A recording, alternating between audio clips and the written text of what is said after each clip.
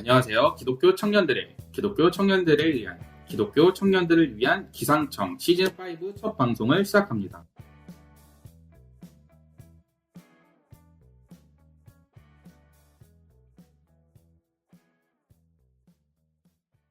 시즌5 첫 방송부터 양해 말씀드립니다. 마이크를 놓고와 핸드폰으로 녹음을 해서 녹음 상태가 좋지 않아 양해 부탁드립니다. 죄송합니다. 안녕하세요. 시즌5로 돌아왔습니다. 박수! 네, 오늘 첫 방송은 저랑 그리고 박모찌님, YQ태님 이렇게 셋이 시작하게 되는데요. 시즌5 방송은 3인 체제로, 물론 송치미님? 근데 송치미가 없으니까 그냥 송지연님으로 하시죠. 네. 오케이. 네. 송누님은 지금 밖에서 쉬고 계시고요. 네, 녹음은 3명이서 하고 한 명씩 쉬는 거로 해서 일단 3명으로 첫 방송을 시작을 했고요. 그리고 몇 달 만에 저희 돌아왔는데 어떻게 지내셨나요? YQ채님 전에 박모찌님부터. 뭐 잘 지냈고요.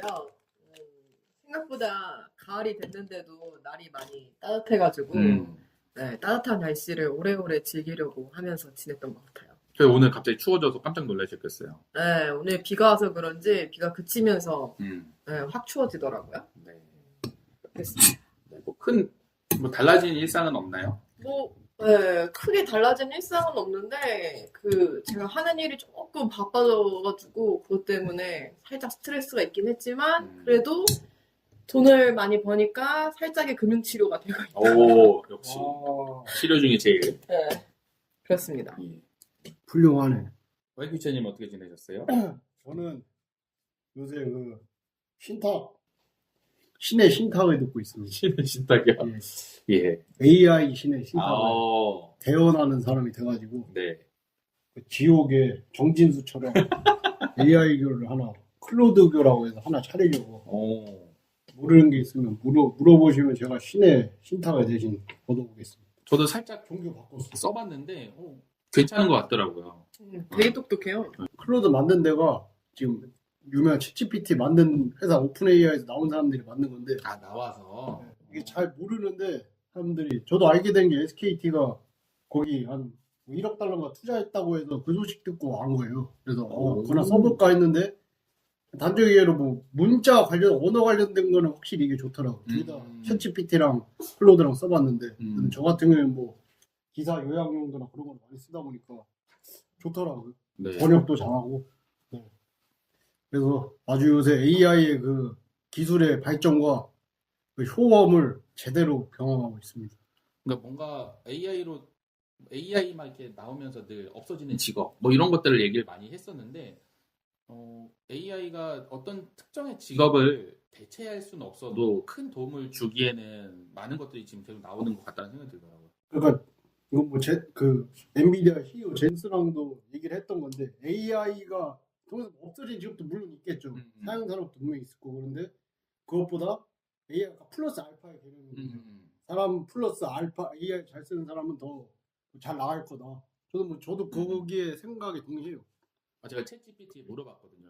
나 특수교사인데 AI가 나중에 내 직업 대체할 수 있을 것 같아 했더니 그건 불가능할 것 같습니다. 하지만 이런 거는 왜냐하면 특수교사들은 이런 일을 하는데 그건 AI가 못하지만 보조해줄 수 있는 이 기능은 이건 것 같습니다. 그래서 근데 그런가 해서 판사는 대체할 수 있을까? 그러니까 대체 불가능합니다. 하면서 또 뭐 판사도 무슨 역할을 하는데 이런 거는 도와줄 수 있을 것 같습니다라고 얘기를 하더라고요. 이게 제가 잠깐 써보니까 느낀 게 약간 훨씬 생산성이 올라간다는 게 뭔지를 경험을 한 것 같아요. 그래서 요즘 미국이 특수교사시니까 그러면 약간 행정 업무나 그런 것들이 좀 많잖아요. 네. 그런 것들 다 AI나 자동화를 시켜놓으면은 오히려 진짜 필요한 사람이 필요한 1대1로 애들을 케어한다든지 그런 사람만이 할 수 있는 일에 더 집중하고 퀄리티가 높아지니까 좀 그게 긍정적인 효과가 아닌가라고 생각합니다. 예를 들어서 특수교육의 꽃이라고 할 수 있는 게 개별화 교육 계획이거든요. 그렇죠. 개별화 교육. 근데 요즘에 특수애들 말고 일반 애들도 개별화 교육을 해야 된다라는 거로 지금 많이 포커스가 가고 있는데 특수교육은 원래 하고 있었던 거고, 근데 이게 개별화 교육을 해서 목표를 잡고 이제 학기 목표 그리고 월 목표를 이렇게 잡아야 되는데 이제 월 목표를 이번 달 거 잡아서 이걸 했어. 근데 그 다음에 어떤 걸 해야 될지 챗GPT한테 물어봤어요. 나 얘를 지금 개별화 교육을 이걸 연목표 이거 잡고 그리고 월목표 이렇게 잡고 얘는 수준이 이 정도야. 다음 월목표 뭐로 잡으면 좋을까 했더니 다음 월목표를 몇 가지를 다 알려주는 거예요.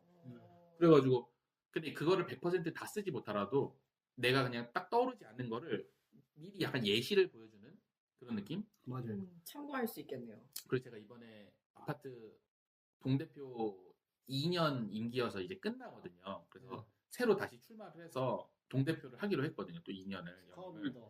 근데 이제 저번엔 그냥 동대표인데 이번엔 좀 임원을 한번 해보려고 회장은 좀 안 어울리고 너무 젊으니까 감사를 해보려고 하거든요. 저희 또 오늘 마침 추수감사절이기도 하고 감사를 하려고 하는데 감사한가요? 그래서 제가 이제 그 공약을 써야 되니까 제가 어떤 공약을 뭐로 할지라고 또 제 챗 GPT한테 물어봤더니 써주더라고요. 근데 이거 좀 허황된 것 같아서 제가 좀 있어 보이게 그리고 나이도 동대표 치고 어리니까 사자성어를 이용해서 공약을 좀 써줘 했더니 진짜 그럴듯하게 꽤 여러 가지를 뽑아줬더라고요. 오, 좋네. 그래서 제가 이제 서류를 내일이랑 내일 모레 제출하는데 네. 다음 방송 때 감사가 됐는지 이제 안 감사가 됐는지 한번 알려드리도록 하겠습니다. 알겠습니다. 네. 예, 저는 잘 지냈고요. 사실 좀 우울한 시기를 보냈습니다.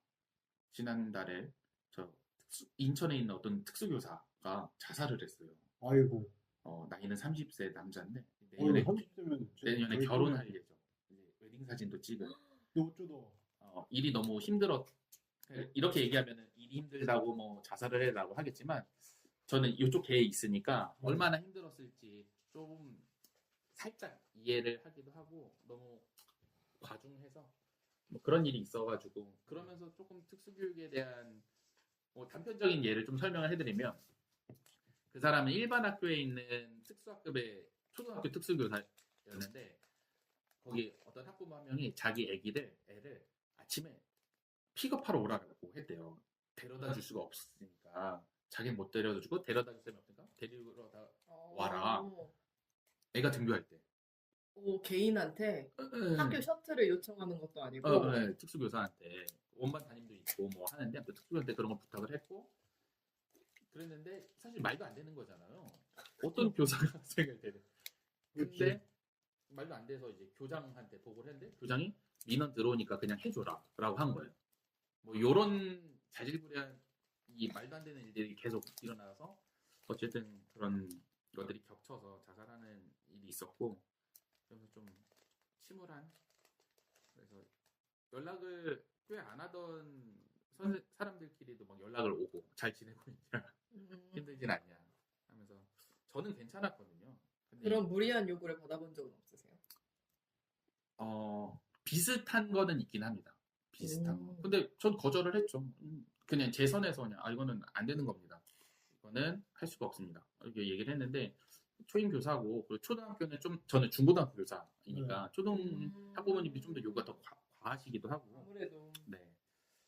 그래서 나는 괜찮았는데 나만 괜찮은 게 아니구나 라는 생각이 들면서 약간 그분 자괴감을 느끼셨나 봐요. 픽업 막 그렇게 하고 그러다 보니까. 네, 마음 좀 몰렸을 거예요. 교장 교감한테도 얘기하고 장학사한테도 요청하고 막 했는데 해결되는 게 없고 계속 그리고 이게 문제가 뭐냐면 요새 학교는 아동학대 신고 당할 무서움이 가득해요. 교사들이 진짜 아무것도 아닌데 신고를 당한다던가 그 심지어 제 아는 분은 그냥 애가 멀쩡히 하교를 했어요. 근데 이제 어디 뭐 손가락이 골절이 됐나? 그런 거예요. 학교할 때까지 괜찮았는데 근데 너 이거 누가 그랬어? 이랬는데 걔가 좀 장애가 중증이다 보니까 그냥 담임선생님 얘기를 한 거예요. 근데 경찰에 신고를 했어요. 그래서 아동학대 지금 아니 근데 그런 거는 일단 먼저 신고를 하기 전에 담임선생님하고 얘기를 해봐야 하는 게 먼저 아니에요? 네, 엄마는 근데 했다고 생각을 하고 신고를 한 거죠. 응? 네, 담임선생님이 했다고 특수교사가. 아니 그게 너무 섣부른 판단 아니에요? 아무튼 그렇습니까? 약간 지금 공교육은 그렇습니다. 그러니까 그 공교육 자체가 문제가 있는 것도 맞는데 좀 저는 그런 걸 보면은 제 애가 없으니까 거의 뭐 이제 90% 딩크가 됐으니까 그래서 그런데 그 약간 자녀가 생기고 이게 눈이 돌아가는 게 있는 건가? 어떠세요? 지금 만약 이영이가 어디 골절 아마 그 친구는 골절도 안 될 것 같은데 골절이 되어갔다. 네? 뭐 걔가 선생님이 어쩌다가 그랬어. 선생님이 그랬어 그렇게 뭐 얘기를 했어. 그럼 그 상황이다. 근데 물론 저는 당연히 속상하고 화가 나고 하겠지만 눈이 돌지는 않을 것 같긴 하거든요. 그러니까 물어보겠죠. 어떻게 된 거고 어떤 상황이고. 근데 예를 들어서 선생님이 저 담임 없었는데요 라고 하면 그러니까 그 화풀이할 대상이 없어지는 거잖아요. 예를 들어서 학교할 때까지는 안 그랬다. 그러니까 아마 애가 그렇게 얘기를 했으니까 애 말을 무조건 믿는데 글쎄요. 아니면 갑자기 그런 생각이 들었어요. 이게 지금 얘가 장애인이잖아요. 네. 그 주우민 사건도 생각이 나는 거예요. 장애인 부모들은 더 피해의식이 더 큰 거 아닌가. 뭐 일반화할 수는 없지만 있다고 대체적으로. 네, 대체적으로 있을 수밖에 없죠. 아무래도 요즘에 애 키우는 게 쉽지 않은데 장애 아이를 키우는 건 얼마나 더 힘들고 그리고 장애 아이를 키우는 부모님들이 받는 시선들이나 이런 게 있거든요. 좀 그런 게 있지 않았을까. 아무튼 좀 우울한 계속 시간을 보냈는데 그러겠네. 네, 여러 가지 일이 있습니다. 하지만 우리 또 시즌 5 첫 방송을 시작을 하니 네, 또 심차게 시작을 해보도록 하겠습니다. 그래서 시즌 5를 시작하는 첫 주제는 끝입니다. 끝. 시작하려면 끝이. 네, 우리 시작부터 아주 훌륭하네. 왠지 시작할 때 주제를 시작으로 할 것 같지만 저희는 끝으로 한번 해봤고요. 네, 우리 주제를 미리 공개를 하지는 않고 네, 방송에서 그 방송이 했을 때마다 공개를 하겠습니다. 그래서 시즌 5를 이제 시작을 제가 제일 먼저 해볼 텐데 저는 로잔대에 대해서 이야기를 해보겠습니다. 이게 끝이랑 무슨 상관입니까? 예, 뭔가 청취자가 이야기하는 느낌이어서 좋았습니다. 이 주제를 정할 때 로잔 대회를 준비를 하고 있는 과정이고 약간 시끌시끌했어요. 아는 분들은 아는, 모르는 사람들은 모르고 당연한 얘기죠. 네. 로잔 대회가 가지고 있는 역사성과 그리고 우리나라에서 준비하는 목사들의 성향이 아예 다른데 어떻게 되려나 생각을 했었는데 끝나고서 보니 로잔 대회의 역사성은 이어지지 않고 우리나라에서 끝냈다고 생각하게 되어서 이번 주제를 정하게 되었고요. 로잔대 그 의미가 우리나라에서 끝났다. 네. 조졌다 로잔대. 예, 맞습니다. 바로 그겁니다.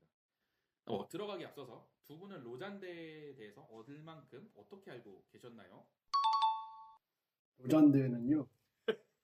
1974년도 스위스 로잔에서 빌리 그레이엄 목사랑 존 스토트 사제가 연 걸로 알고 있습니다. 예. 그리고 왜 열었냐면 복음주의권 교회들의 선교 협력을 위해서 열었다고 하대요. 야, 대사 다 뺏고 있어. 이거는 왠지 삐리삐리 AI YQ채님이 말한 것 같네요. 제가 신탁을 받았어요. 아. 얘가 하나 더 있거든요. 아, 그렇군요. 여기까지만 하겠습니다. 이범님 기분이 있으니까 다행입니다. 뺏지 않겠습니다. 다행입니다. 제가 이번 시즌 5는 일단 설명충 버전으로 돌아왔거든요. 예. 다음 대사 시작부터 먹힌 것 같긴 한데. 그 뒤로부터 이어나가면 되지. 예. 네. 저는 사실 로잔대 몰랐고요. 네. 네, 특별히 뭐 잘 알고 있지도 않았고 이거 준비하면서 한번 봤고요. 개최되는 건 알고 있었어요? 네, 알고는 있었지만 저희 교회는 그거와 상관없이 갔고 저희가 교회를 옮겼는데 그 교회 이제 목사님께서 이번에 그 서울 인천에서 열리는 그 로잔 대회 때문에 우리 한국 기독교는 로잔대가 아니고 1027 지금. 1027 있었어? 헷갈렸네. 다시. 그렇죠. 둘이 연장선 같기도 해요. 연장선 같기도 한데 네. 어쨌든 저희는 뭐 특별히 저는 관심이 없었고 별로 알고 있지도 않았고 네. 그랬어요. 그래서 이번 준비를 하면서 로잔 대회 끝? 엥? 약간 이러면서 봤는데 이런 게 있었구나 라는 걸 알게 되었죠. 아니 그러면 AI YQ채님 말고 그냥 YQ채님은 어떻게 알고 있었나요? 저 이름만 알고 있었어요. 저도. 알고 있었어요. 대충 그럼 뭐 복음화 교회들이 모여가지고 뭐 그런 회의를 하는 거다. 뭐 그 정도만 대략적으로 알고 있었지. 저도 이번에 방송 준비하면서 좀 찾아보면서 알게 된 겁니다. 네. 아니 관심이 없었어요. 저도 몰랐어요. 로잔대 몰랐다가 이제 뭐 페이스북이나 인스타그램이나 뭐 이제 목사님들 아는 분들이 로잔대 자꾸 얘기를 하길래 이건 뭐지 하고 조금 찾아봤었죠. 그래서 로잔대가 이런 게 있고 이번에 이렇게 준비가 되고 있고 하는구나라는 생각이 들고 그러면서 로잔대에 대해서 많이들 모르실 것 같아서 좀 알려드리면 좋겠다 싶어서 끝이란 주제에 끼워 맞췄죠 사실. 사실 이거를 주제를 하면서 다들 왜 끝이랑 무슨 상관이야라고 심지어 했지만 첫 시작이신데 개연성을 설명해야 돼. 네. 하지만 예상대로 잘 끝내주셔가지고 제가 방송을 준비할 수 있게 되었습니다. 다행이네. 예, 그러면 로잔대의 좀 설명을 먼저 조금 시작을 해보면 로잔대의 정식 명칭은 세계 보그마 국제대회입니다. 네, 우리 AI께서 말씀해 주셨던 것처럼 첫 시작은 1974년 스위스 로잔에서 처음 개최되어서 통칭 로잔대회라고 불리고 있습니다. 그리고 제 지인이 이번에 로잔대에 참석을 했거든요. 근데 이제 거기에 근무표에다가 이제 어디 이거 파견 가는 거였기 때문에 파견 간 거예요? 네, 로잔이라고 써 있는 거죠. 그 근무표에 근무 대신에 학교에서 파견 간 거예요? 학교는 아니고요. 근데 예. 비밀로 해달라 그래서 지금 비밀로 하고 있는데 근데 거기 로잔이라고 써 있으니까 이 사람이 여행을 갔구나 스위스 로잔으로. 그렇지. 네, 그렇게 오해를 받았다고 합니다. 하루짜리 여행. 네. 아니요, 그게 대회가 엄청 길어서. 그거 다 참여한 거예요, 그분은? 네. 와우. 그래서 그래, 그런 관심이 많으신 분인가 보네. 여행 갈 법한 그 일정대로 로잔 기간이어가지고요. 아무튼 그래서 스위스 로잔에서 개최가 됐기 때문에 통칭 로잔대회라고 불리고 있고요. 로잔대회는 복음주의 성향의 기독교 선교 대회이고 처음 시작할 때는 원래 목적은 세계 복음화를 위한 국제적인 협력을 강조하는 것이었어요. 그리고 첫 대회에서는 150개국에서 2,700명 이상의 기독교 지도자가 참석을 했고요. 세계 복음화 국제대회가 개최된 배경 중에는 당시 교회 연합체였던 WCC가 선교에 대한 것이 소홀하기도 하고 논란이 될 만한 이슈들이 있어서 복음주의자들이 모여서 첫 로잔 대회를 시작하게 되었다고 합니다. WCC는 아시죠? 세계 교회로만이에요? 네네, 맞아요. 그러니까 거기가 이 로잔 대회 전부터 계속 있었던 것인데 어쨌든 WCC도 열심히 활동을 했지만 부족한 부분이 있다라고 해서 이 로잔 대회가 생겼다고 합니다. 첫 대회 의장이 미국 침례교 빌리 그레이엄 목사였는데 아까 한 분 더 말씀해 주셨는데 이 사람이 더 대표성이 있더라고요. 네. 그래서 로잔 대회에서 계속 상징적인 인물로 바라보고 있고 당시 빌리 그레이엄은 전 세계 교회에 영향을 끼치고 있던 사람인데 사실 좀 논란이 있었어요. 이 로잔 대회가. 왜냐면 이 빌리 그레이엄 목사님은 그 로마 카톨릭에 대해서 되게 약간 긍정적인, 우호적인 사람이었어요. 네. 그러니까 사람들은 이 근본주의자들은 사실 로마 카톨릭이랑 개신교 전혀 다르고 이 상종을 안 하잖아요. 요즘도 막 이단이라고 하고. 근데 이 사람은 그거를 맞다고는 아니지만 어쨌든 우호적으로 하니까 그 사람이 대표로 하는 로잔 대회이기 때문에 근본주의자들이 로잔 대회에 대해서 반대를 하고 싫어했던 거죠. 1차 로잔 대회 주제는 온 땅이 주님의 음성을 듣게 하라. Let the earth hear his voice. 였고요. 영어로 또 읽어요. 예, 세계 로잔 대회니까요. 그리고 그에 대한 토론들이 이루어졌습니다. 세계 전도는 미전도 종족에 초점을 맞춰서 복음이 한 번도 전해지지 않은 곳에 복음을 전해야 한다는 절박한 필요성이 있었던 거고 이제 로잔 언약을 남겼었는데요. 이 상당히 길기 때문에 머리말만 읽어보겠습니다. 사실 제가 이 대본 처음 했을 때 되게 로잔 언약이 길다고 생각을 했거든요. 근데 이제 2차, 3차 갈수록 점점 더 길어지더라고요. 그래도 한번 머리말만 읽어보겠습니다. 로잔에서 열린 세계 복음화 국제대회에 참가하기 위해 150여 개 나라에서 온 예수 그리스도의 교회 지체인 우리는 그 크신 구원을 주신 하나님을 찬양하며 하나님이 우리로 하나님과 교제하게 하시며 우리가 서로 교제하게 해주시니 매우 기쁘다.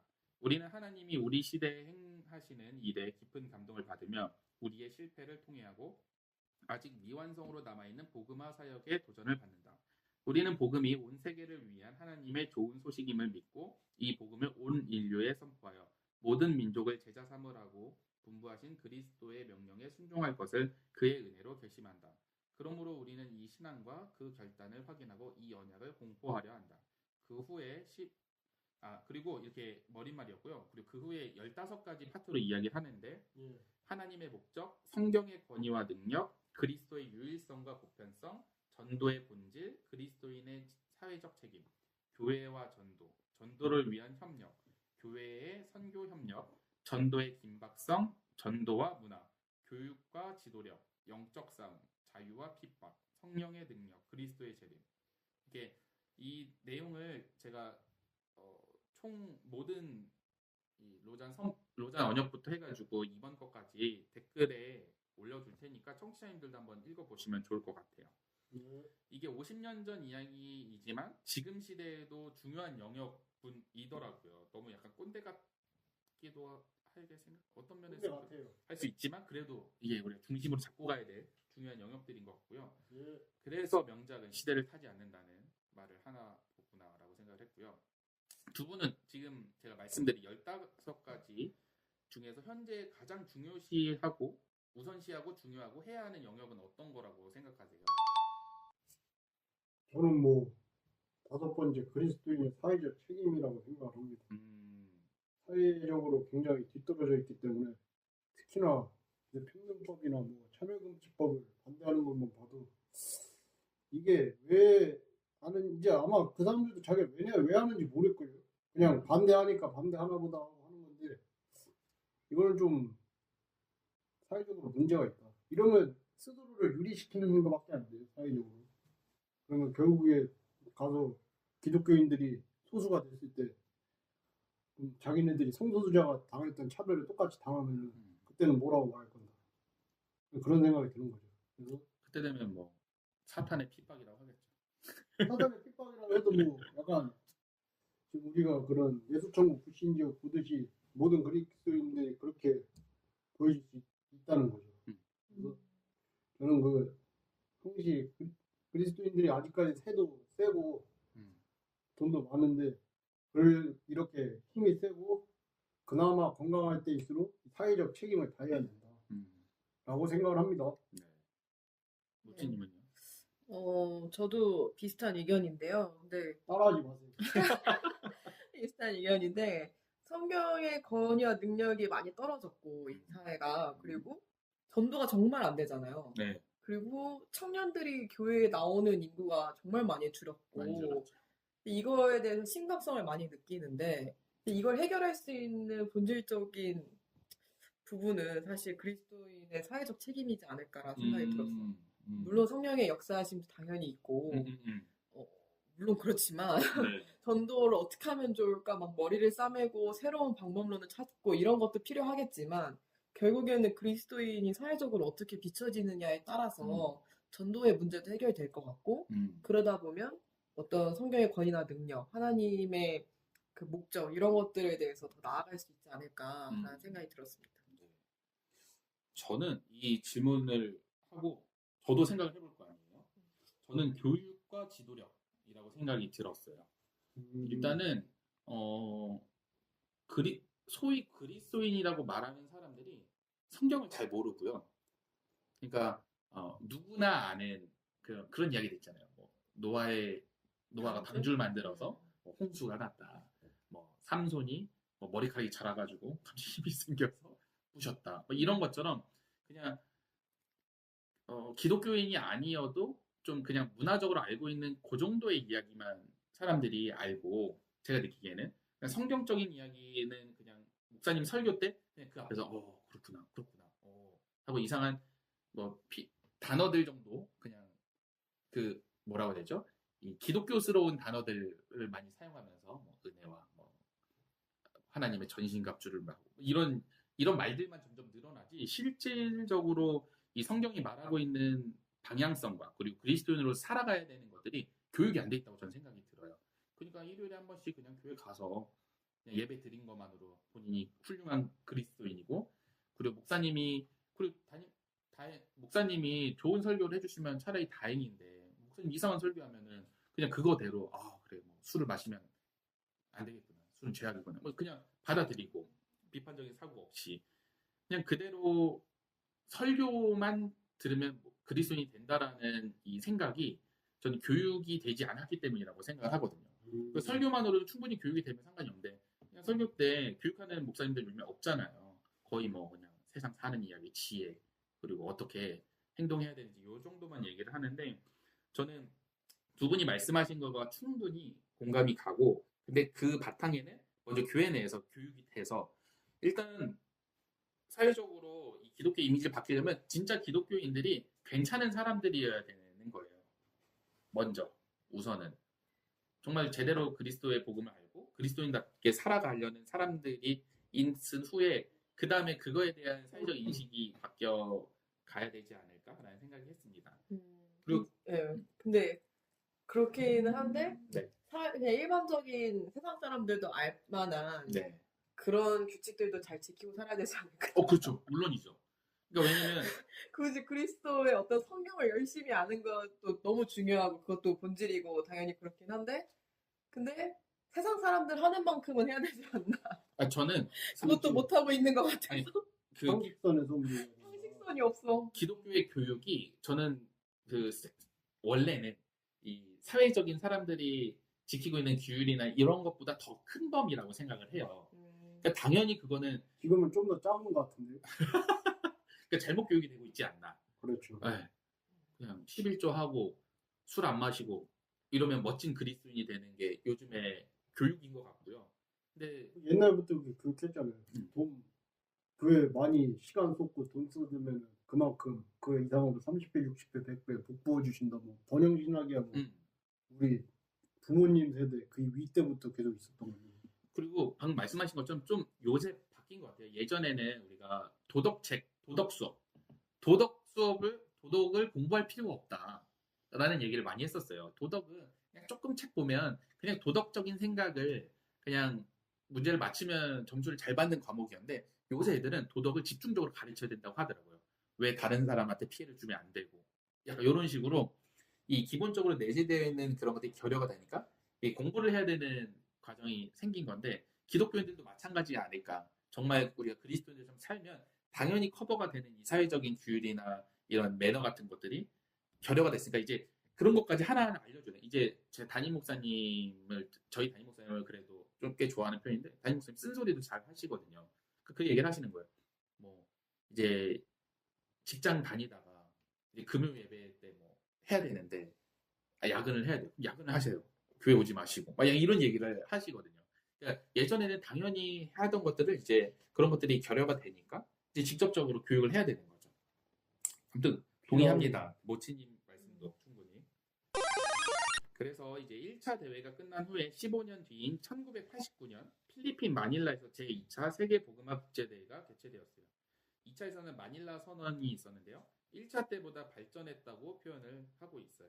그래서 1차 대회의 주제는 온 땅이 주님의 음성을 듣게 하라 였잖아요. 2차 때는 두 가지인데 첫 번째가 그리스도께서 오실 때까지 그를 선포하라. 그리고 두 번째가 온 교회가 온 세상에 온전한 복음을 전하라는 부름. 이 두 가지예요. 두 번째라 그런지 말이 좀 길어졌는데 먼저 21가지 항목의 신앙적 고백과 12항목의 주제로 구성이 되어 있습니다. 맞네요. 예, 이게 점점 늘어나요. 이번에 4차가 엄청 깁니다. 지킬 게 많아지나 봐. 5차 때는 뭐 많이 길어지겠네. 그리고 이게 복음주의 이 신학자들이 모여서 하는 거기 때문에 결국 그리고 복음 전파 이게 사실 제일 핵심이기는 해요. 그 중심으로. 네? 그 지역을 이렇게 선택하는데 어떤 기준이 있었나요? 아니면 무슨 사건이 있었나요? 그 사건은 없었고, 그러니까 그 사람들이 로잔 1차 대회가 끝나고 나서 그 각 지역마다 그 로잔 그 기구들이 설치가 됐어요.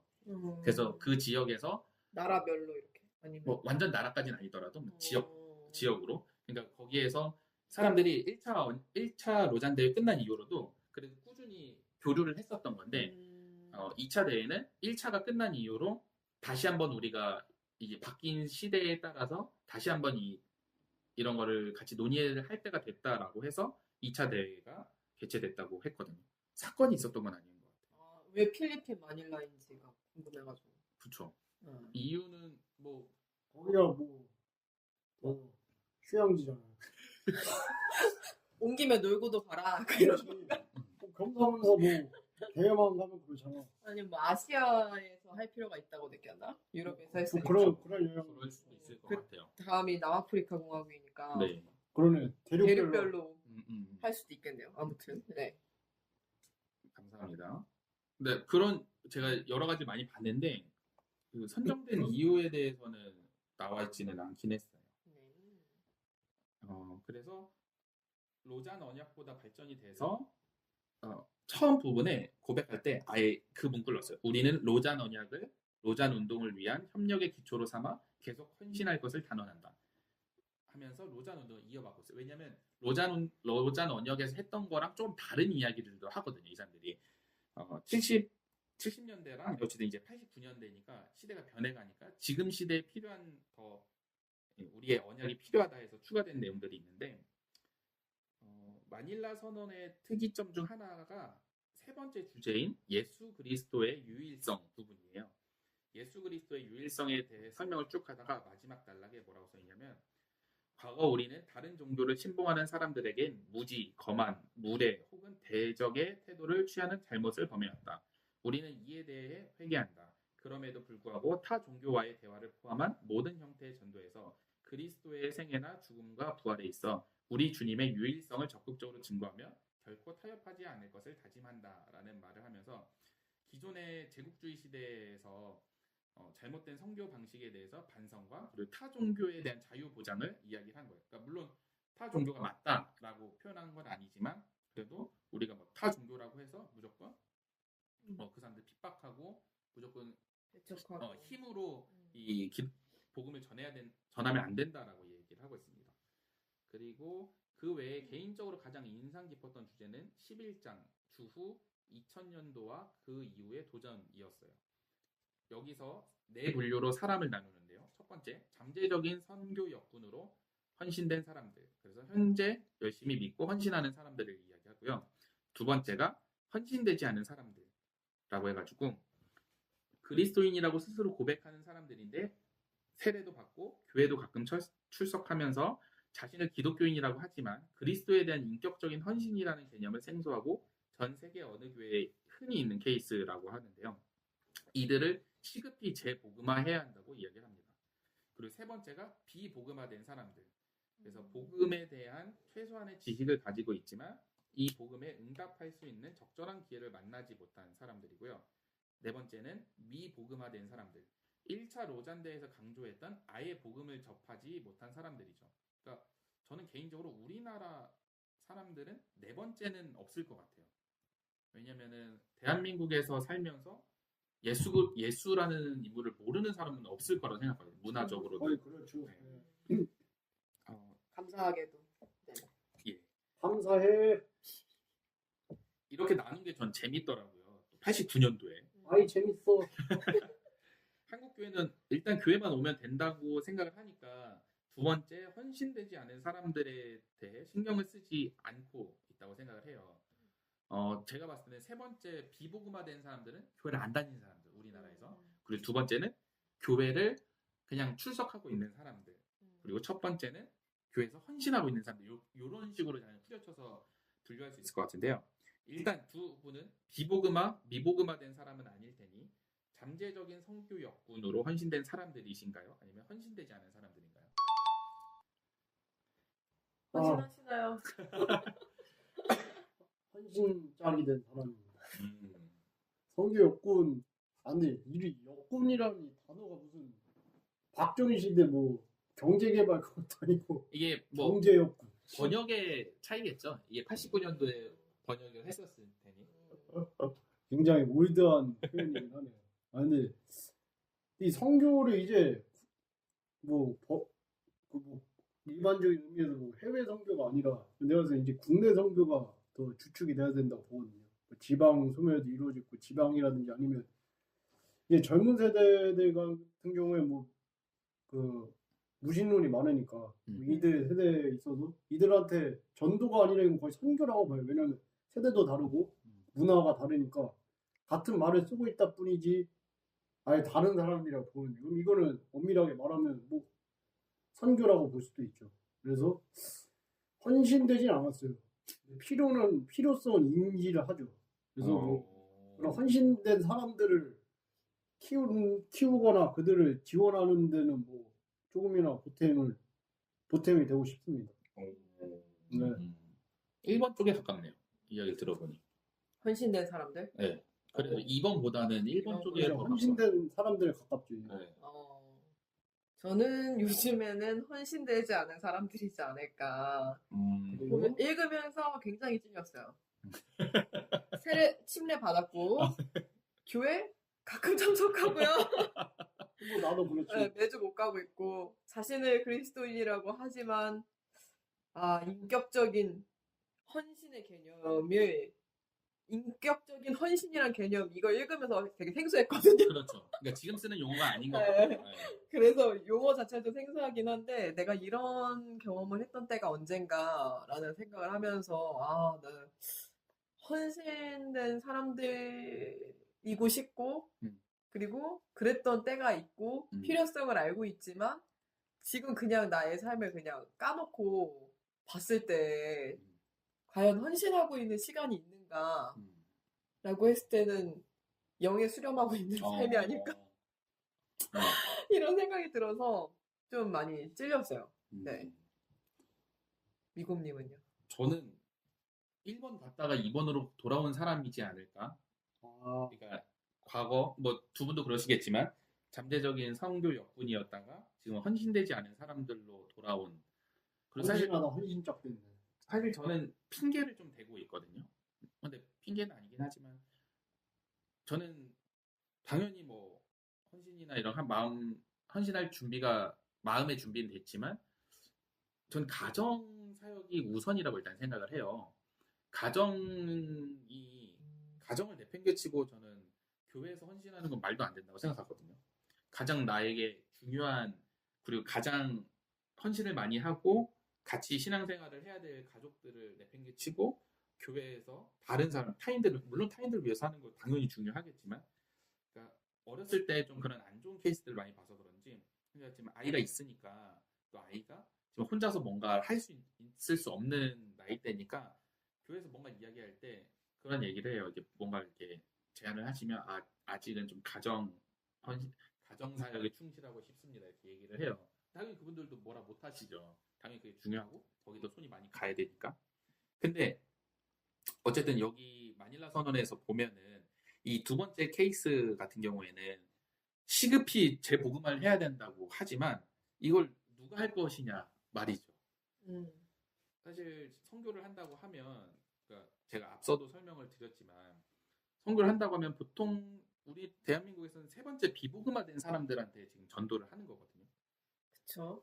또는 2번이지만 두 번째 헌신되지 않은 사람들이지만 다른 교회 다니는 사람을 전도하고 선교를 하려고 하지 현재 우리 교회를 다니고 있지만 그걸 하지 않은 사람들한테 에너지를 많이 쏟지 않아요. 그래서 저는 이거를 읽으면서 우리가 지금 교회에서 우리도 그렇지만 교회 내에서 혹시 활동을 하고 있으신 목사님들, 성도님들이 계신다면 이 헌신되지 않은 사람들을 좀 돌이켜보면 어떨까라는 생각이 들었습니다. 사실 교회 리더들한테 가장 필요한 역할이지 않을까. 그렇죠. 라는 생각이 들었어요. 교회 사실 나왔다 안 나왔다는 친구 정말 많고 목장이나 그 소그룹 안에서 그리고 믿음을 갖고는 있다고 말로는 하지만 실질적으로 삶으로 어떻게 적용해야 될지 모르는 친구들 너무 많고 교회는 친구들 때문에 나오지만 뭐 학교 대학 생활을 하거나 아니면은 뭐 직장 생활을 하거나 할 때에 자기가 그리스도인이라는 걸 숨기고 살아가는 애들이 굉장히 많잖아요. 그렇죠. 샤이 크리스천. 샤이 크리스천. 네, 그런 사람들이 어떻게 교회에서처럼 밖에서도 그렇게 영향력을 행사하면서 하나님의 일꾼으로 살아갈 수 있을까에 대해서 많이 알려주고 또 교회에 나오는 거 힘들어하면 끌어주고 하는 역할이 리더인 것 같은데 리더들도 잘 모르지 않나요? 근데 리더들도 일단 잘 모르는 것도 있는 것 같고 바쁘죠. 그리고 바빠. 너무 바쁘고 근데 그 바쁜 게 그냥 어떤 행사나 어떤 프로그램이나 어떤 이 형식을 유지하기 위함에 바쁜 것 같고 실제 더 시급한 거에 대한 거를 더 에너지 쏟아야 되는데 필요 없는 거에 더 에너지를 쏟는 느낌이에요. 그러니까 어떤 게 시급한 건지를 교회에서 목회자들이 잘 알려줘야 되는데 교회 행사, 뭐 블레싱, 뭐 이런 축제 있잖아요. 네. VIP들 전도 축제들 이런 거 하면은 그제서야 막 급하게 막 돌려보는 거지. 누가 교회 안 나오고 있었더라? 막 이러면서. 그런 안타까운 현실이 있는 것 같아요. 우선순위가 제대로 정립이 안 되는 거예요. 그러니까 리더들이 좀 교육이 잘 되고 세웠으면 좋겠어. 그냥 교회 좀 열심히 나오고 활동적인 사람들 있으면은 교회 인물이, 그러니까 물론 우리 모찌님은 굉장히 큰 교회를 다니셨기 때문에 충분히 훈련되고 그 정도의 선별이 되겠지만 그렇게 선별했는데도 개차반들이 얼마나 많습니까?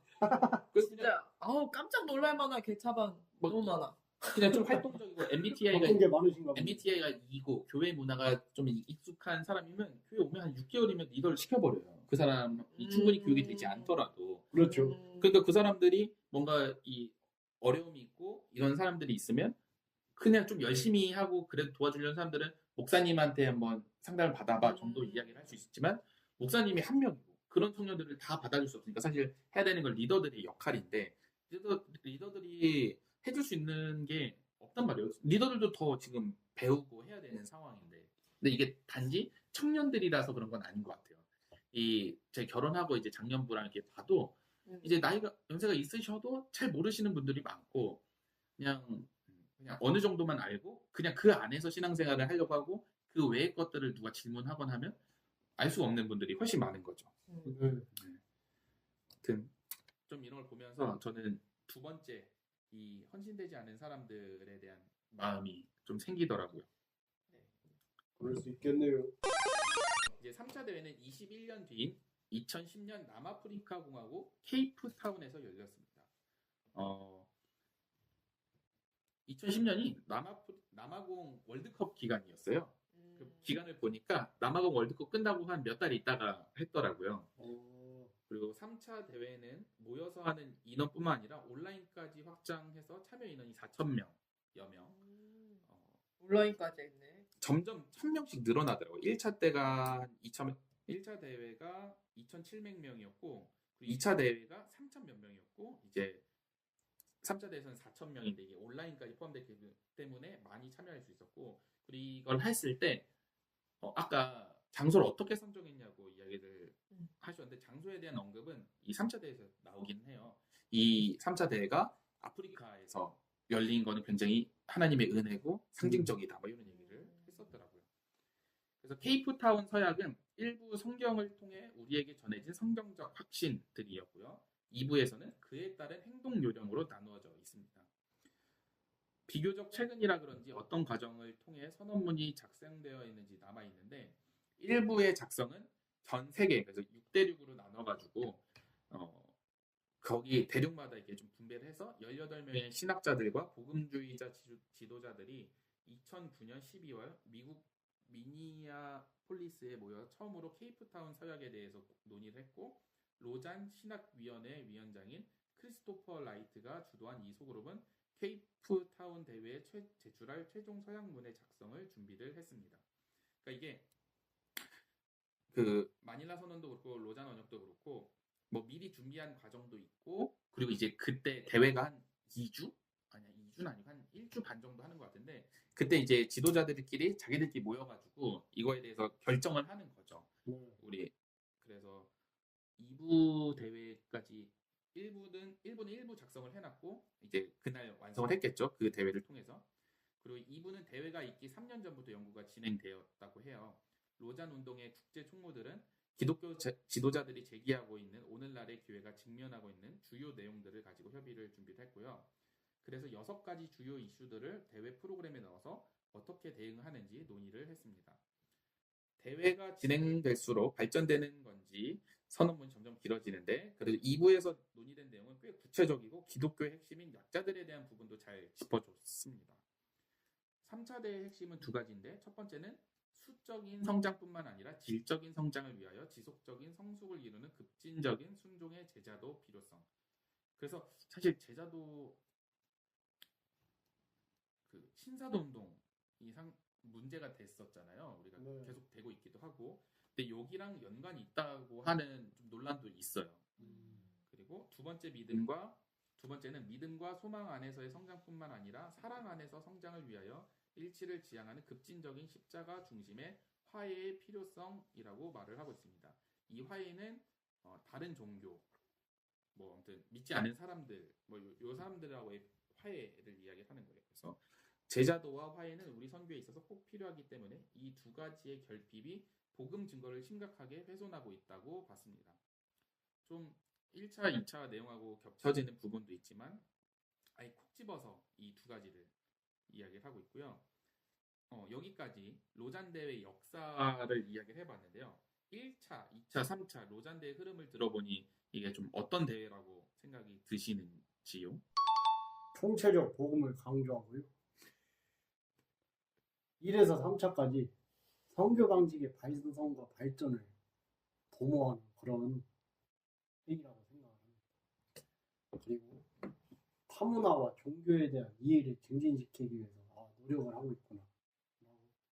기독교의 사회적 책임인식 확대를 위해서 자기 생각 얘기하세요. 아니 뭐 이렇게 한번 딱 정리해주고 이런 어떤 데라고 생각이 드냐면 그냥 솔직히 말하면 모르겠어요. 이 대를 이제 왜 하는 건지 그냥 그들만의 파트인 것 같아요. 이거 뭐 이렇게 안 했으면 몰랐을 거예요.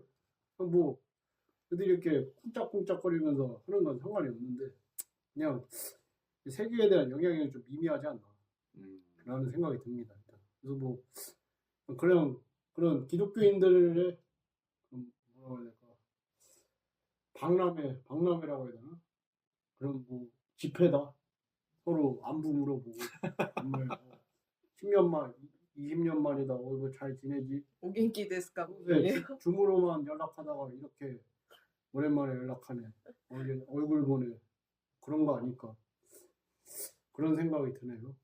네, 현시가 좀 떨어져 있다. 네.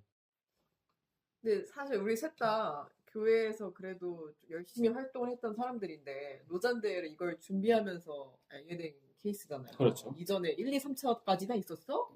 이러는 케이스잖아요. 근데 다른 나라에서도 이 로잔 대회가 이 정도의 인식밖에 못 가나? 아니면 그러니까 이게 보면은 교회 어느 정도 좀 하드하게 다녔다는 사람들 우리 셋조차도 잘 이제서 모르니까. 이름만 겨우 들어볼 정도면은 거의 영향력이 교회 왼쪽은 없다고 봐도 무방하죠. 근데 이게 한국 기독교에서만 그런 건지 아니면은 아마 외국에서도 우리나라에서도 그런가? 기독교가 이렇게 보편한데 우리나라에서 이 정도면 뭐 외국에서는 말 다 했지. 근데 뭐 신학 관련 전공자들이나 뭐 그런 목회자들은 뭐 알겠지. 뭐 주위에서 많이 가고 그럴 테니까. 근데 모르겠네요. 네, 1, 2, 3차의 일단 쭉 역사와 흐름을 말씀해 주셨는데 이걸 보면서는 그래도 되게 필요한 이야기들 하고 있다. 놓치고 갈 법한 것들 그런 것들에 대해서 잘 이야기하고 있다. 특히 뭐 우리가 사과를 하는 부분이 있었잖아요. 2차에서는. 그리고 3차에서는 화해를 하는 그런 단어들이 보이는 걸 보면서 꼭 필요한 기독교의 역할에 대해서 그래도 객관적으로 잘 짚어내고 있는 것 같은데 왜 이렇게 모두가 알고 있는 대회는 아닐까? 왜 이렇게 파급력과 영향력은 없을까라는 의문이 들긴 했어요. 그런 파급력과 영향력 있는 사람들이 안 가니까. 왜 안 갈까? 근데 이게 어쨌든 주기가 너무 길어요. 이게 사람들이 인식을 하고 알기에는. 근데 예전 처음에 시작했던 70년대 같은 경우에는 세계 많은 사람들이 뭔가 모이는 게 쉽지 않은 거니까 첫 대회는 정말 의미가 있었다고 생각을 하거든요. 그렇죠. 뭐 그렇다고 2, 3차가 의미가 없었던 건 아니지만 근데 그렇게 시작이 됐고 저는 개인적으로는 이런 것들이 필요하다. 그리고 전 로잔 대회 했을 때 사실 인상을 좀 찌푸렸어요. 왜냐면 보통 제가 지금까지 인식을 했을 때 교회들이 모여서 하는 뭔가 대회나 집회가 다 길었거든요. 되게. 그렇죠. 네, 뭔가 기독교인들 모여서 또 얼마 전에 그 10월 뭐죠? 모여서 하는 그 대기도회 그 해도 딱 인상이 딱 찌푸려지잖아요. 저희가. 그러니까 별로 좋은 인식도 안 가질 것 같고 사람들이 비기독교인들이 그리고 모여서도 별로 생산적인 걸 하지 않을 것 같고 뭐 이런 생각이 드니까 그냥 그냥 일단 또 안 좋게 생각하고 봤는데 그래도 1, 2, 3차에 봤을 때는 그래도 효과적으로는 어떨지 모르겠지만 파급력은 어떨지 모르겠지만 꽤 건설적이고 그리고 기독교 우리가 믿는 이 개신교 안에서 방향성에 대한 것들을 같이 진지하게 논의를 하고 선포를 했구나라고 생각을 했어요. 1, 2, 3차를 봤을 때. 예. 네. 그런데 4차는 점점점. 예. 메인은 4차죠. 이제 로잔대의 끝 4차 세계복음화 국제대회에 대해서 이야기를 해보겠습니다. 4차 대회는 대한민국 서울, 인천, 로잔대회라고 하는데요. 인천 송도에서만 진행했습니다. 서울 왜 넣었을까요? 한국인지 모를까봐. 아니 그렇게 따면 케이프타운 근데 남겨진 자료를 보면 케이프타운도 나라를 안 써놔 자료들이 꽤 있어요. 그냥 케이프타운만 써놨다. 필리핀 마닐라, 스위스 로자니아인데 그냥 케이프타운에서 케이프타운 어디하고 찾아봤더니 남아공이더라고요. 뭐 그런 느낌인 거지. 아무튼 주제는 온 교회 하나됨, 함께함, 복음을 선포하고 행동으로 영향을 주며 드러냄 예수 그리스도의 통치, 세상을 향한 하나님의 목적 성취가 주제입니다. 불이네요. 이런 얘기 평가반 같은. 뭐 어때? 네, 유명하신 분들이 중임을 맡으셨는데요. 공동조직위원장의 온누리 교회 이재훈 목사, 그리고 목사 이름 이재용이에요? 이재훈. 아 이재훈. 네. 이재용으로 들어. 네. 준비위원장의 유기성 목사님. 유기성 목사님. 네, 선한 목자. 지금 뭐죠? 은퇴 목사라고 해야 되나요? 아무튼 저 고등학교 선배 아버지. 진짜요? TMI고요. 친하지 않았잖아요, 그 선배가. 네, 그리고 부위원장의 중승중 목사, 주기철 목사님의 손자입니다. 등 뭐 한국 보수 기독교 목사들로 구성이 되어 있고요. 아까 얘기했던 것처럼 아는 지인이 로잔대에 참석을 했었는데 그 극동방송 김정한 목사도 있었다고 하더라고요. 그래서 보수들의 모임이구나. 하지만 뭐 다 그런 건 아니긴 하지만 몇 분은 좀 훌륭하신 뭐 다 훌륭한 건 아니니까 다 아무튼 그런 우리가 흔히 말하는 보수 꼴통의 그런 목사님들만은 아니지만 많이 보수적인 모임이었다. 참 저도 TMI면 김정한 목사는 제가 나온 고등학교 명예이사장이었어요. 와우. 진짜 찐 TMI. 졸업에 명예이사장의 얼굴이 붙어 있더라고요. 오케이. 그리고 이 로잔대회를 시작하기 전에 뭐 인터뷰나 뭐 이런 거 했는데 공동조직위원장인 이재훈 목사가 가장 중요하게 생각하는 게 동성애 반대거든요, 원래 이분이. 그래서 동성애 반대 입장을 기상 사명인가. 네, 로잔대회에서 표명할 것이라고 이슈몰이를 했죠. 그리고 진행은 25개의 이슈 트랙이 있었는데 그 중에 눈에 띄는 게 제가 눈에 띈 건 이슬람, 세속주의, 퇴소 전도 충족, 성과 성별 등 한국 보수 기독교에서 중요하게 생각할 만한 것들이었구나. 이거는 그래 너네들의 생각을 좀 여기 사이사이 넣었구나라는 생각이 들었고 대회가 끝난 후 서울 선언문을 선표를 했었는데요. 총 7개 파트로 나누어져 있습니다. 7개 파트지만 엄청 길어요. 내용을 살펴보니 예고했듯이 동성애 반대 입장을 넣었더라고요. 그래서 성별 유동성이라는 개념을 거부한다고 했는데 뭐 마무리는 그 사람들에 대한 긍휼과 존중으로 응답하도록 부름받았다고 마무리를 하더라고요. 그러니까 본인들도 그냥 막 반대하기는 좀 찝찝했던 거죠. 그런데 은혜로 마무리했고 결혼과 독신에 대해서도 이야기를 했는데 결혼하지 않고 하는 성관계는 죄악이라고 선언을 했고요. 동성 결혼을 인정하는 것에 대해서는 슬퍼하며 자녀로 번성해야 되는데 낙태가 증가해서 슬퍼한다는 이야기를 하다가 독신자와 결혼한 부부 모두 지원 잘해줘야 한다고 이렇게 마무리를 하더라고요.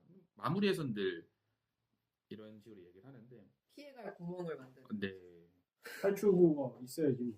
그리고 어떤 그 7개 파트 안에 한 파트 안에 주제가 여러 가지 있는데 동성 성관계를 한 파트로 자꾸 쭉쭉 이야기하는 것도 좀 인상적이었어요. 두 분은 제가 올려드린 링크로 서울 선언문을 보셨나요? 보셨다면 어떠셨나요? 저는 뭐 역시 구리다. 그리고 저 기본적으로 한국교회 동성에 대한 입장은 너무 되게 비타협적이잖아요. 근데 민주에서는 가장 중요한 게 대화하고 타협하고 존중이라고 생각을 하거든요. 그러니까 뭐 존중 그 안에 들어있으니까. 근데 타협을 안 한다는 거는 자기가 그냥 민주주의에서 하지 않겠다는 거랑 저는 그렇게 의미하는 거라고 생각을 해요.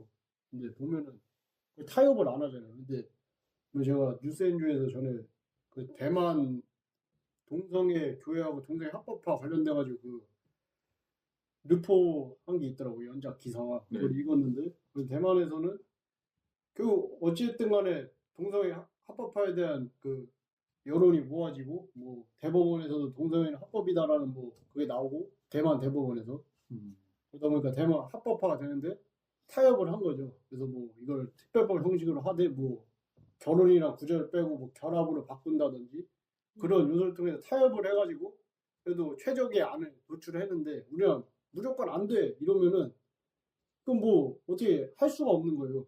진전이 안 되는 거야. 그러니까 이게 결국에는 어떤 식으로든 민주적으로 진전시키려면은 내 거를 어느 정도 내려놓고 받을 건 받고 줄 건 주고 그래야 되는데 난 절대 못 줘. 이건 뭐 나한테 최고의 가치야. 그렇게 여기는데 그 뭐 나한테나 최고의 가치 남들 봤을 때는 그 똥 가득 들어있는 요강 붙잡고 있는 거랑 뭐가 달라. 그러니까 저는 이건 굉장히 반민주적이고 좀 시대에 뒤떨어진 행동이다라고 생각을 하고 뭐 결혼과 독신에 대한 입장도 이것도 너무 올드하지 이거. 뭐 동성결에 반대는 뭐 같은 의미니까 차치하고 뭐 결혼제도밖에 성관계 반대라든지 또 그거는 너무 이것도 시대에 뒤떨어졌다. 그냥 원래 로잔 대회가 이런 컨셉인지 모르겠는데 아마 제가 봤을 땐 그냥 4차 대회가 좀 더 이렇게 우리나라화된 거, 한국화된 것 같은데 좀 옳지 않다. 네. 그런 생각이 들었습니다. 네. 이런 걸 왜 선언을 했는지 참. 이 4차 대회, 로잔 대회에는 지금 이제 읊어주신 사람들은 전부 다 한국 보수 기독교 목사들로 구성이 되어 있잖아요. 네, 그렇죠. 아까도 말씀 주셨지만 다른 지구들이 있다면서요. 네. 거기서 다 동의를 한 내용인 거예요? 이것에 대해서? 그렇죠. 어쨌든 그 모인 사람들이 공동으로 마지막에 이거에 대한 선언으로 한 거지만 뭐 100% 다 동의는 안 하는 사람도 있겠죠. 뭐 다른 나라에서도 이거를 옳소 해가지고 지금 선언을 한 거인지 아니면 우리끼리만 아싸 우리끼리 내 생각에 이게 대회한다 막 이런 다른 거지. 외부의 사람들이 안 들어오고 그냥 한국 내부에서 서울에 있는 사람들끼리만 하는 게 아닌가라는 생각이 들어요. 그러니까. 근데 왜 로잔 대회라고 했는지. 일단은 거기에 다른 대회들처럼 해외에 있는 많은 목사님들, 선교사님들이 들어와서 같이 네네. 한 거긴 맞아요. 근데 내가 그건 맞는데 선언문 작성에 있어서. 그러니까 이게 3차 대회에서 이게 3차인가 2차에서는 그렇게 나와 있잖아요. 뭐 몇 년 전부터 그걸 조사를 하고 해가지고 국제 뭐 전 대륙 몇 개에서 모여가지고 이거를 논의를 해서 이렇게 했다 이렇게 나와 있는데 왠지 이번 우리 4차 대회는 한국 목사님 보수 목사님들끼리 모여가지고 일단 트랙을 정했겠죠. 26개 뭐 이런 거로 하자. 근데 이미 거기에 뭐 동성애라든가 결혼이라든가 뭐 독신이라든가 이런 거를 했으니까 그 안에서 사람들은 토론을 해야 되니까 그거에 대해서 최대한 했겠죠. 근데 갔다 온 지인이 그런 이야기를 했어요. 여기가 로잔 대회인지 온누리교회 그런 수련회인지 헷갈릴 정도로 온누리교회 성도들이 엄청 그게 많았대요. 지원을 대거 오셨구나. 뭐 물품 지원, 인력 지원 이런 것들이 많아서 그래서 온누리교회에서 온 사람들끼리 자기들끼리 저기서 희덕거리면서 놀고 있고 막 그런 모습들이 많이 보였다고 하더라고요. 근데 네. 뭐 끝나고 나서 우리나라 사람들뿐만 아니라 그 외국에서 온 사람들까지 대회는 굉장히 은혜롭고 되게 풍성했다, 좋았다라는 평을 하긴 했어요. 그 통역을 안 해준 거 아니에요? 아니 뭐 통역을 안 해준 음식이 것 맛있고 같은데. 뭐 의견이 좋았으면 뭐 좋은 거지. 좋은 거지. 어쨌든 굳이 저는 그런 대회 네. 가면은 뭐 잘 안 됐잖아. 네. 근데 뭐 음식도 처음에 첫날인가 그 베지테리안 음식들이 준비가 안 돼 있어서 되게 베지테리안들이 허술하게 먹어서 막 긴급하게 막 다음날 바뀌고 막 이런 이야기를 하긴 했는데 할랄 푸드는 없었겠죠? 그건 없었대요. 네, 저도 그거 물어봤는데 할랄은 없고 베지테리안인데 그런데 할랄이 있어? 그럴 수도 있지. 정확하게 기억은 안 나는데 베지테리안들은 어떤 거냐면 우리가 예를 들어서 뭐 샌드위치를 한다고 하면은 빵이랑 고기랑 양상추랑 토마토랑 넣고 이렇게 먹잖아요. 그래서 그냥 고기만 제공 안 함. 뭐 이 정도로 베지테리안 준비를 하고. 그냥 뺀 거네. 재료 하나를 대체한 게 아니라. 저는 어쨌든 서울선언문 읽어보면서 최근에 남호성 목사님이 설교하신 내용을 네. 우연히 봤었는데 그때 그 남호성 목사님 이런 말씀 하시더라고요. 그 우리가 적을 다 외부에서 찾는데 사실 적은 내 안에 있다. 근데 우리끼리 좋으려고 하다 보니까 이슬람을 적으로 돌리고 동성애자들을 적으로 돌려가지고 하는 거지. 진짜 적은 내 안에 있다. 전쟁은 우리 안에서 하나님을 중심으로 치러야 되는 건데 계속 바깥으로 싸우니까 이게 문제가 되는 거다, 기독교가. 이런 말씀 하셨거든요. 근데 오늘 이 서울선언문을 보면서 그냥 우리끼리의 단합을 위해서 이렇게 외부의 적들을 만든 게 아닌가라는 생각이 들었어요. 그런 걸 많이 했었죠. 네. 이슬람, 뭐 동성애. 사실 이게 한국 기독교에서 외부의 적을 만들어서 내부 응집을 하는 그런 건데 딱 여기 안에서 다 있잖아요. 그렇죠. 네. 그래서 이게 로잔 대회가 사실 저는 좀 기대를 했어요. 그래도 세계 막 그래도 그런 목사님들이 와가지고 하는 그런 건데 그냥 늘 한국 교회에서 한국 기독교에서 보수 기독교에서 하는 내용들을 그냥 세계에 있는 사람들 모여가지고 같이 근데 그 사람들 입장에서는 열심히 한국에 있는 사람들이 준비를 했는데 그건 아닙니다라고 그래서 은혜로 왔나? 이게 뭐 큰 소리 고성 안 가고 그냥 준비된 대로 그냥 약간 뭐 은혜 넣었어요. 의례적인 표현이 아니었어요. 지나가는 그 외국에서요. 오늘 로잔대 어떠셨습니까? 끝. 네, 준비 많이 잘하셨네요. 그럴 수도 있겠네요. 근데 되게 안에 그 봉사자들이 되게 많았어요. 근데 봉사자들이 근데 진짜 좋은 마음으로 어떤 뭐 선교사님 아내분인 분들도 있었고 또 되게 다양하게 있었다고 하는데 어떤 마음으로 준비하느냐, 어떤 마음으로 봉사하느냐이긴 한데 결과적으로 그러니까 서울 선언문이 사실 좀 저는 실망스러웠어요. 되게. 근데 그 교회에서 많이 하는 패턴이에요. 그냥 되게 은혜로운 말들과 은혜로운 단어들과 그런 구성으로 해놓고 중간에 본인들이 필요하고 하고 싶은 말들을 사이사이 껴서 그걸 희석시켜 버리는 거죠. 그게 가짜 뉴스예요. 가짜 뉴스도 진실에다 거짓을 섞어놓잖아. 진실 한 방울에 그렇죠. 아니 거짓 한 방울. 진실 90에 거짓 한 방울. 그래도 거짓이니까. 그래서 뭐 그럴 거라고 생각하고 준비를 했지만 준비하면서 더더욱 로잔대 역사성은 끊겼다라고 느끼게 되었고요.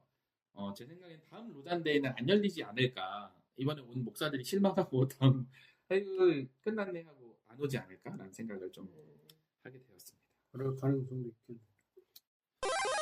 시즌5 방송을 준비하면서 패널들끼리 각자 스타일에 따라 준비를 다르게 해보자 이야기를 했었는데요. 저는 방송을 들으신 분들이 어떤 정보를 좀 얻어가셨으면 한다라는 이야기를 저희 막 회의할 때 그런 얘기를 했었거든요. 그래서 기존 시즌 방송들보다 설명을 더 준비를 했습니다. 오늘 방송을 듣고 어떠셨는지 피드백을 주시면 보완해 가도록 하겠습니다. 그래서 어제보다 더 나은 내일을 위해 열심히 달려가 보도록 하겠습니다. 두 분은 어떠셨나요? 그 설명할 때 좀 지루했어요. 약간 이게 재미있는 주제도 아니어가지고 뭐 설명을 길게 해서 지루했다기보다 그냥 이 주제 자체가 딱히 흥미가 가는 주제가 아니어가지고 그냥 이런 게 있었구나 안 정도. 네. 그리고 아마 뭐 변기통 물 내리듯이 며칠 지나면 다 까먹지 않을까. 예. 솔직한 후기 감사합니다. 그렇습니다. 네. 뭐 나오면 끝난 거 아닌가요? 특별히 이전 시즌이랑 달라진 게 없는 느낌. 그래요. 좀 더 전문적으로 됐어요. 좀 더 전문적이다. 많이 지금 조사를 하셨어요. 많이 조사해주셨고 그리고 네 어쨌든 저는 뭐 로잔대 잘 몰랐고 처음에 말씀드렸던 것처럼 1027 대회 그 집회. 집회 그거랑은 다른 거. 별개예요. 근데 왜 같은 걸로 알았을까요? 저는 내용이 비슷해서 그런가? 아마 그럴 가능성이 있고. 그래서 어쨌든 그리고 제가 이거 사실 처음 주제를 정할 때 로잔 대회 끝이 아니라 한국 교회 끝이라고 한다고 우리 패널들한테 이야기를 했었어요. 그래서 로잔 대회랑 그 1027을 연결해서 하겠다라고 했는데 그 두 개를 같이 하면 뭐 맥은 비슷하더라도 아예 이 결이 달라서 그냥 로잔 대회 1027로 하지. 그게 확실히 끝에 너 맞는 주제긴 한데. 그렇긴 하죠. 어쨌든 전 그거 두 개도 구분 못할 정도로 사실 로잔대 잘 알고 있진 못했지만 어쨌든 뭐 오늘 하나 배워간다라는 음. 의미로 방송 잘 했던 것 같습니다. 제가 어쨌든 이 목표로 한 게 정보 전달을 사실 하는 방송을 해보려고 시도를 했는데 정보 전달은 좀 된 것 같나요? 예, 확실했어요. 고생 많이 하셨습니다. 아, 예. 그럼 이제 방송을 마치도록 하겠습니다. 네, 그럼 다음 방송에서 만나도록 하겠습니다. 여러분 안녕. 안녕. 난 우잔에서 멀어져 슬픈데 그곳에 담긴 기도가 떠올라요.